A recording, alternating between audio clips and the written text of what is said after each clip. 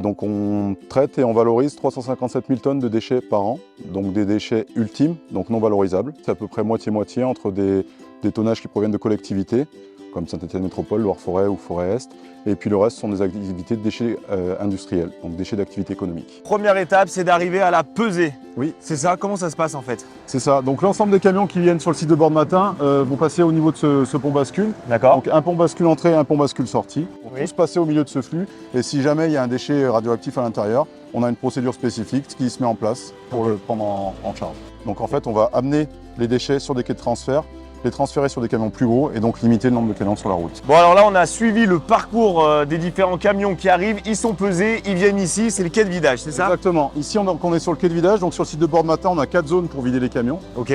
Et ensuite, on a 2 types d'engins qui vont travailler sur la zone. Ouais. Le compacteur qui est là-bas, qui va écraser le déchet. Donc son rôle, en fait, c'est qu'il fait à peu près 40 tonnes.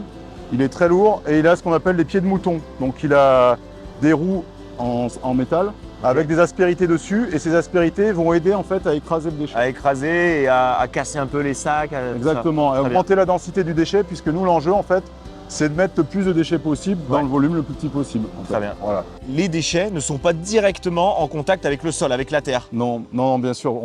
Avant de mettre la moindre tonne de déchets, on va protéger en fait et on va s'isoler de l'environnement. Ouais. Donc pour ce faire, on va mettre une première couche d'argile en fait, sur 1 mètre à peu près, comme si on beurrait un moule en fait, Ouais. à peu près le même principe.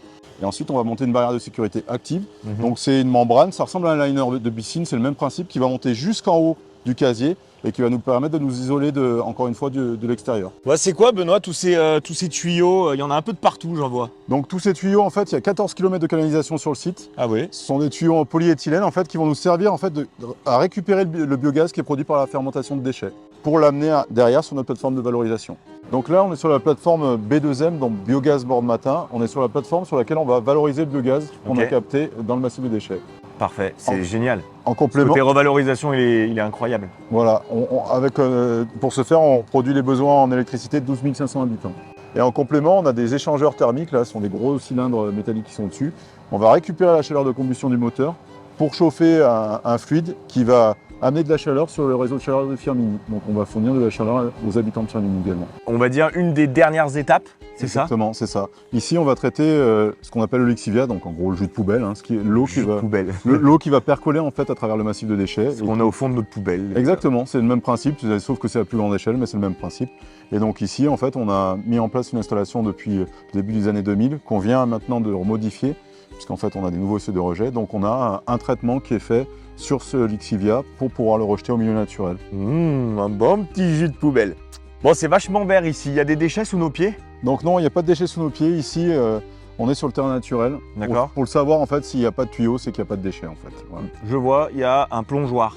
C'est pour s'entraîner à plonger. Voilà, c'est un plongeoir pour Milan. Non, c'est une plateforme de nourrissage en fait pour les Milans royaux, pour que les Milans en fait décollent ça s'appelle le bois d'Alus, hein, le bois qui est face à nous, décollent, viennent récupérer la viande et viennent se nourrir après dans le bois derrière. Bon Benoît, merci beaucoup. On a fait un bon petit tour. On a vu le côté gaz, le côté déchets, le côté eau de poubelle aussi du coup.